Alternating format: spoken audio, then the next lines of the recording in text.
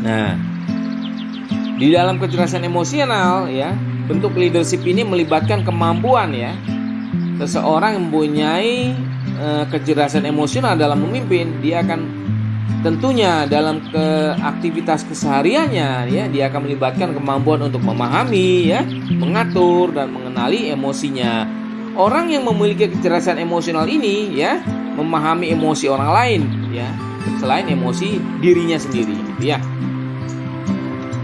Nah, kecerdasan emosional ini juga ya dapat dikaitkan dengan sifat ya, atau kompetensi atau kemampuan tertentu dan sering dianggap sebagai skill ya yang diperlukan untuk leadership yang sangat efektif gitu ya. Oke. Jadi karena para leader nih ya sangat banyak ya memiliki dampak besar ya pada organisasinya dan tentunya pada orang-orang yang dipimpinnya, sehingga penting sekali ya para leadership itu bersikap ya, berlaku etis gitu ya, dan tentunya harus menunjukkan yang namanya kecerdasan emosional gitu ya. Nah, kita lihat capability lain dari seorang leader yang mempunyai kecerdasan emosional itu pasti dia akan penuh dengan hatinya, cara bertindaknya itu diliputi dengan namanya motivasi gitu ya, kesadaran diri dan pengaturan diri serta membangun hubungan yang sangat baik dengan yang dipimpinnya atau dengan orang di luar organisasinya seperti itu ya. Individu ya, seorang leader yang memiliki kecerdasan emosional ini ya dapat menerapkan kemampuan ini untuk menangani hubungan dengan keluarga, rekan kerja gitu yang dipimpinnya, dan tentunya dengan leader-leader yang lainnya gitu ya.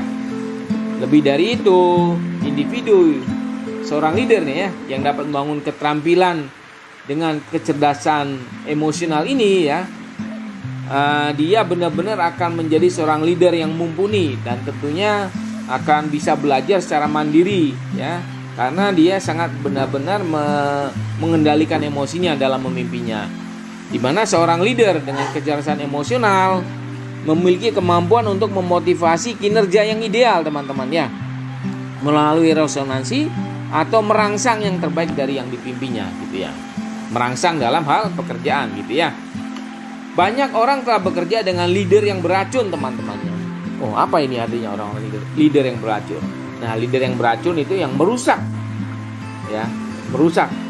baik dari sisi motivasi, cara kerja gitu ya, baik mengadakan hubungan dengan yang dipimpinnya ya, bisa kita katakan ini leader-leader yang beracun gitu ya, seperti itu. Tanpa kecerdasan emosional ya, seorang leader akan kekurangan banyak sifat yang dapat memengaruhi timnya. Ketika leadership yang buruk melemahkan basis emosional yang dipimpinnya, itu akan terjadi namanya disonansi gitu ya, seperti itu. Oke, kita lanjut. Nah, seorang leader dengan kecerdasan emosional yang sangat negatif gitu ya, bahkan dikatakan mungkin tidak punya kecerdasan emosional, itu akan menghambat kemampuan yang dipimpinnya untuk bekerja dan berprestasi ya, seperti itu. Oke, jadi secara sederhana ya, seorang leader dengan kecerdasan emosional gitu ya dapat membantu orang lain untuk bersinar ya, bright future ya. Sementara seorang leader dengan kecerdasan emosional yang sangat rendah, mungkin juga tidak ada, itu akan menghambat skill dan talent ya dari orang-orang yang dipimpinnya. Oleh karena itu, seseorang leader ya yang berpikir akan menunjukkan skill dan kompetensi yang berkaitan dengan kecerdasan emosional ini memang sangat dibutuhkan gitu ya dalam suatu organisasi atau suatu perusahaan.